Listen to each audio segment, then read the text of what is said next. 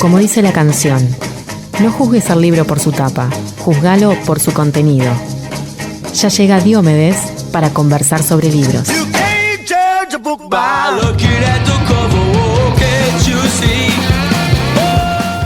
Síndrome de Diomedes.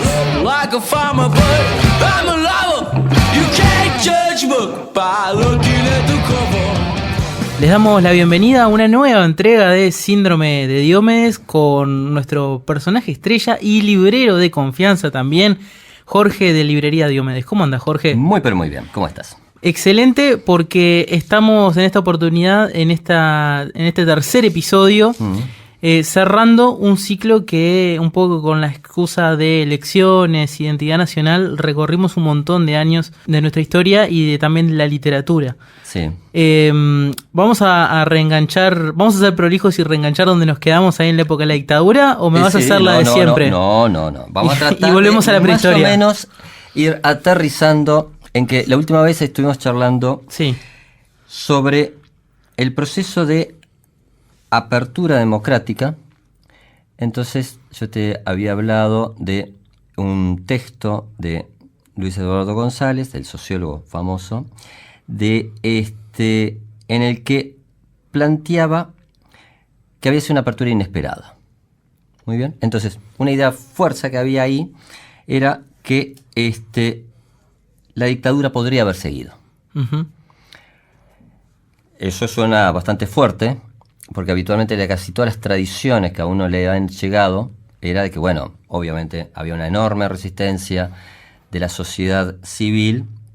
Los partidos políticos estaban obviamente opuestos, había presión del exterior, y bueno, nosotros medio como que habíamos casi cerrado en forma media satírica, diciendo que bueno, de la misma forma que en 2 años había venido dictadura en toda América del Sur, luego, mágicamente, también sopló un nuevo viento y en un lapso muy breve también, comenzó a florecer otra vez la democracia. Exacto. Entonces, ahí muchas veces, incluso, porque esto sirve incluso para entender muchas de las discusiones de hoy en día en las redes, cuando están empezando a aparecer un montón de nostálgicos, de gente que declara no ser nostálgica, pero declara que, bueno, no fue tan grave. Sí, nostálgicos y no precisamente de los oldies de la noche del 24. Claro, exactamente. Exactamente. Algo que son casi tan más peores como eso. Obvio. Entonces, bueno, ¿de qué estábamos hablando cuando estábamos hablando de dictadura? Bueno, para empezar, lo más brutal, lo más simple, es que una dictadura, todo está básicamente prohibido a excepción de lo que a título expreso está permitido. Uh-huh. O sea, desaparece el Estado de Derecho. Claro, se invierte la lógica. Se invierte la lógica. Vos no sos inocente hasta que se demuestre tu culpabilidad, sino que eras básicamente paraba la chanchita, y si vos no tenías documentos, obviamente eras un sedicioso, punto y aparte, y salía a demostrar que vos no eras un sedicioso, y salía a demostrar que esos teléfonos que tenían en esa agenda no tenían las implicancias que podían suponerse que podrían tener en aquel momento. Uh-huh. Entonces, hay una larga tradición, incluso cuando uno lo va arrastrando en la literatura, que es muy extensa sobre este periodo y sobre todas las idas y venidas del golpe de Estado, la dictadura y la apertura, que es que los militares uruguayos eran básicamente demócratas. Esa es una idea subyacente que se ha planteado de que, bueno, no era como Pinochet, no era como Argentina, que eran distintos. Entonces, ¿eso es un delirio? Bueno, hay un dato histórico bastante interesante para entender incluso también lo que fue la apertura democrática y lo que es el apellido Bordaberry, que es que, ¿te acordás que en todo el despiole de los años iniciales de los años 70, asume Bordaberry, un presidente de origen nacionalista que terminó de vicepresidente muy debilitado y muy débil de un gobernante colorado muy dominante, y la situación social básicamente lo pasa por arriba. Muy bien. Estado de guerra interno, que se vota en la Cámara, rápidamente se pasa a una situación en la que los tupamaros quedan absolutamente aplastados en términos militares en un lapso de meses. Entonces, a mediados del 72, ya básicamente no había ningún tupamaro suelto. ¿Tá? Cuando el señor Sanguinetti en sus 2 tomos se regodean este dato, es cierto eso. No había ningún tupamaro que pudiese pelear, en hipótesis, contra la dictadura. De hecho, Mujica también lo ha dicho varias veces. Entonces, sí, y aunque hubiera alguno, en realidad estaba completamente desarticulado. Exactamente, ya está. O sea, no existía ningún peligro de guerrilla a mediados de abril del 72 en este país. Muy bien. Entonces a Bordaberry se le ocurre la brillante idea que, los militares ya cumplieron su proceso, pongo un general con el cometido de básicamente guardar a los militares dentro de los cuarteles. No está mala la idea. Aquí que pasa lo que Pacheco ya había planteado, está en el libro de Chagas esto, de que es muy fácil sacar a los militares de la calle, sustancialmente más difícil volverlos a meter adentro del cuartel. Exactamente esto es lo que le pasa a Bordaberry. El general Francese, que era el general que había elegido para eso como ministro de Defensa, naufraga inmediatamente porque los militares dicen: nosotros vinimos para quedarnos porque el estado de subversión no son los tupamaros. Es un fenómeno sustancialmente más extendido que iba impregnado supuestamente a todas las instituciones. Sí, la universidad, por ejemplo. Exactamente. Desde el Parlamento hasta la universidad, hasta los sindicatos, hasta la prensa, hasta la reunión de los cumpleaños de 15 años. Todo básicamente estaría reproduciendo la antipatria. Muy bien. Por ende, lo citan en una amable reunión en Boisolanza, le explican los hechos de la vida a Bordaberry. Y Bordaberry, cosa curiosa, acepta.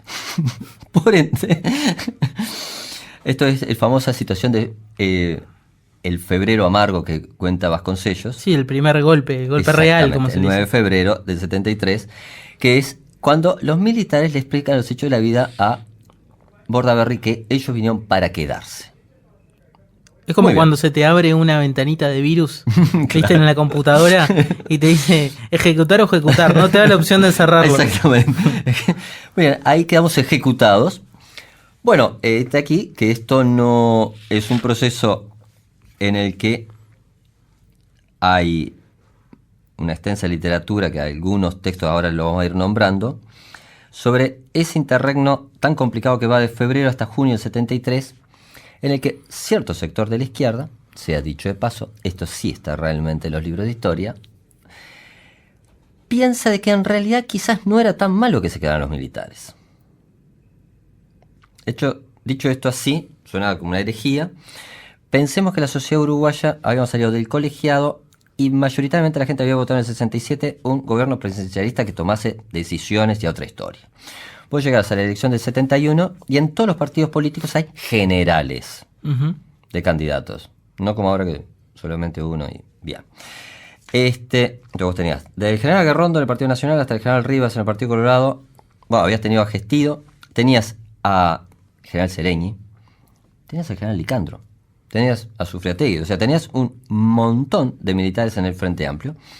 Entonces había un sector que decía, bueno, pero si todos estos militares son re macanudos, y esto que le están poniendo un freno a Bordaberry, que en realidad es un insoportable, que es nuestro enemigo, quizás sean nuestros aliados, por ende, ¿no? Si es el enemigo de nuestro enemigo, bueno, debe ser amigo. Entonces, eso es lo que explica, más allá de otro montón de interpretaciones, pero básicamente yo te diría que la más lineal, para entender por qué cuando llega todo el proceso de los famosos comunicados 4 y 7, disolución de las cámaras, hay un momento enorme de confusión en este país, porque no se entiende muy bien hacia dónde iban los militares. Esto también con los titulares del lunes es cómo la gente podía tener una confusión.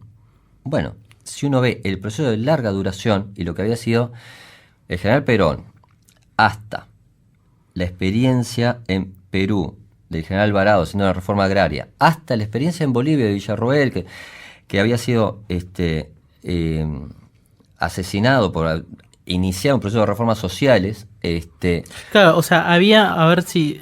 había ejemplos de militares. En Latinoamérica y en otros Claro. lados del mundo, Nasser, la concepción de la democracia como la tenemos hoy en día en pleno siglo XXI era muy distinta. Exactamente. Y capaz que es un poco fuerte decirlo así, pero las consecuciones de algunos gobiernos militares con gobiernos democráticos no eran algo que hiciera mucho ruido tal vez en aquel momento. Exactamente, ese es el tema. Ese es, creo que es el punto en el que uno se tiene que interrogar sobre cuántas mitologías hay, Uh-huh. y bueno, y tratar de ir desbrozando un poco el camino. Voy a darte como mínimo, hay algunos libros que yo diría que son casi clásicos. Uh-huh. Alto el fuego de Nelson Caula es un trabajo muy interesante para entender todo el proceso del derrumbe del derrumbe del MLN, el Batallón Florida como escenario central de una serie de negociaciones entre militares y tupamaros, que básicamente se enuncia que habían naufragado, pero que de alguna forma preanuncian también charlas que vamos a tener después, décadas más tarde. Hay dos trabajos de Alfonso Lessa que, cosa curiosa, son parte de una tesis doctoral. Uh-huh. No son solamente un trabajo periodístico. Podés estar de acuerdo o no, pero hay un trabajo muy fuerte de investigación, tanto en Estado de Guerra como La Revolución Imposible. Hay un libro muy que no parece escrito por un uruguayo por el nivel de erudición casi germánica, que es El cielo por asalto del doctor Gatto, en el que demuele gran parte de todos los sueños y utopías socialistas y especialmente las que se habían dado aquí. Obviamente ya te había dicho de Vasconcellos de Febrero Amargo, que es un texto clave para entender no solamente el momento, sino también quién lo escribe, porque es un senador clave del Partido Colorado, sí, del partido de gobierno, que le dice no al FMI, que eso es una cosa muy interesante, no a cómo están trayendo los militares, no al proceso de devaluación. O sea, es un ala del vallismo. Sí, y era uno de los que sobre los cuales los militares habían puesto el ojo, no como elemento de subversión. Obvio, también. Entonces, luego, obviamente, también para complementarlo, el extinto ministro de Defensa Fernández Huidobro, antes de ser ministro de Defensa, se dedicó varios años de su vida a escribir una épica, que realmente es absolutamente atrapante. O sea, uno puede estar de acuerdo, uno puede estar de acuerdo, eso es. Pero el hecho concreto es que si vos lees Memorias del Calabozo, bueno, no lo soltás. De la misma forma que si tomás de Rosenkopf de aquella época, Conversaciones con la Alpargata, ves lo que es la poesía carcelera, y la verdad que es choqueante. ¿Tá? Y te sirve para entender muy bien lo que fue esa generación, un segmento de esa generación que pensó que esa era una alternativa. Y luego todos esos virajes ya están preanunciados en estos libros. Que también es interesante verlo. Vos tenés, obviamente, los textos de Sanguinetti, que es Agonía de una democracia, que bueno, es una versión, dicho con todo respeto, en el que se recupera gran parte de los argumentos de los tomos que había hecho las Fuerzas Armadas, porque lo interesante es que las Fuerzas Armadas uruguayas, para empezar a votar con la idea si eran democráticas o no, se tomaron el cuidado de escribir libros. Eran muy buenos registradores. Claro. Entonces, es una cosa muy pormenorizada.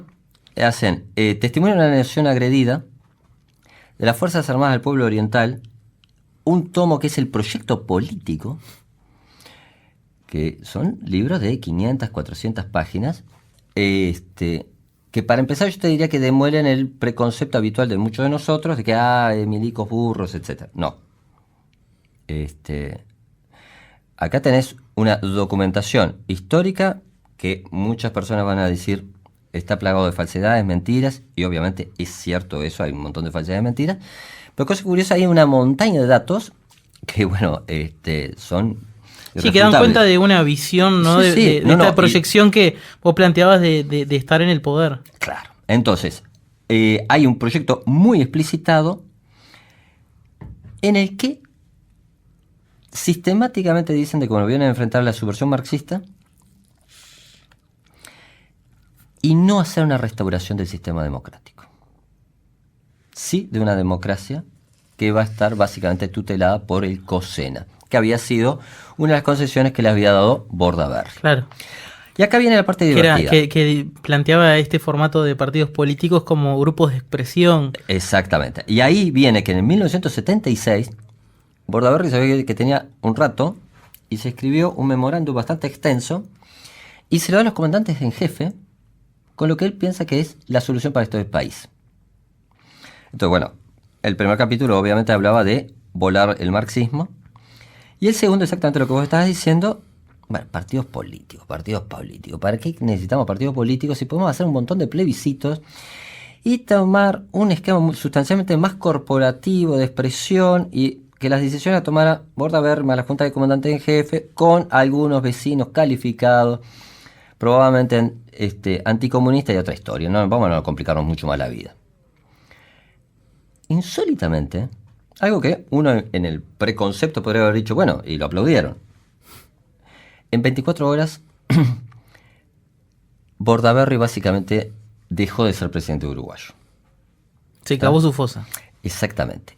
Es sustituido por De Micheli, que era el vicepresidente, que era un integrante de la vieja guardia del Partido Colorado, que había estado hasta en la dictadura de Terra y que había asistido, un brillante abogado, cuya esposa, entre otras, fue la redactora de la Ley de Derechos Civiles de la Mujer. Uh-huh.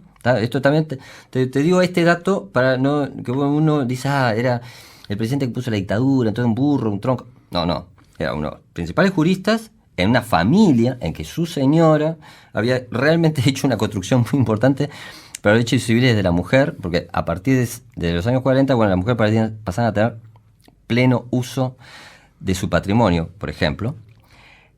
Y a De Micheli le dicen, bueno, primera actividad lúdico-creativa, por favor firme acá todas estas proscripciones de políticos. De Micheli dice no. Que está muy interesante esto, ¿no? O sea, integrante que había sido de la guardia de la dictadura de Terra, de los sectores conservadores del Partido Colorado, afín de algún modo a todo este proceso de facto, dice, con los partidos políticos pueden estar de vacaciones, pero vos no podés proscribir a políticos. De Micheli no lo firma. Entonces buscan a una persona que sí, por supuesto lo firmó, que fue otro abogado, que es el doctor Aparicio Méndez, que yo la otra vez le había nombrado esta persona porque, cosa curiosa, era el que había firmado la denuncia por el fraude del año 71.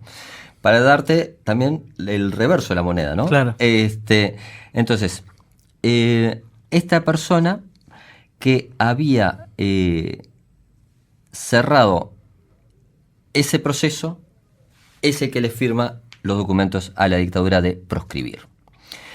Entonces, ahí te quedan todas las facetas de un proceso militar en el que sí hay una idea de restaurar el Partido Colorado, sí hay una idea de restaurar el Partido Nacional, obviamente el Partido Comunista nunca, y después hay un enorme debate que hacer con las otras fuerzas políticas. Va a ser bajo este signo que se hace el famoso plebiscito del año 80, que obviamente el resultado los sorprende a los militares, porque ellos hasta ese momento pensaban de que tenían una buena masa de apoyo, entre otras cosas porque no le preguntaban a la gente.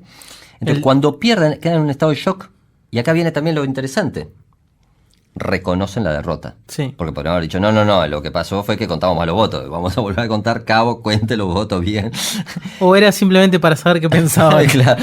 Interesante, un aporte interesante para el debate subsiguiente. De hecho, el debate que se hizo en la década en el año 80 televisado, Sí. que está en YouTube en completo, es una joya, realmente. Sí. Para quienes nacimos después de esa época que no lo vivimos, Sí. un material imperdible. Sí, porque aparte ahí hay un elemento fascinante que es, por primera vez, hay opositores que se animan a decirle que no en la cara a los juristas y, bueno, al coronel Valentini y al doctor Esteva. Era Pons Echeverry, un viejo político herrerista, y Enrique Tarigo, que era un abogado, creo que procesalista, vallista, los que se enfrentan. Y eso no importa qué bandera uno tuviera, la verdad que fue una de las mejores páginas de la historia de este país ese debate.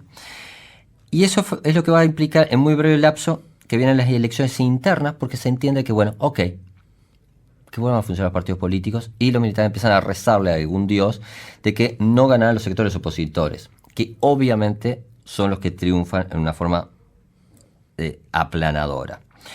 Se nos está yendo, como quien dice, Sí. la hora como siempre. Entonces, ¿Dónde nos quedamos? nos quedamos ¿en qué estación? nos vamos a ser ordenados, que nos quedamos en el año 82 en esa maravillosa elección, que es la primera que la gente vuelve a votar y que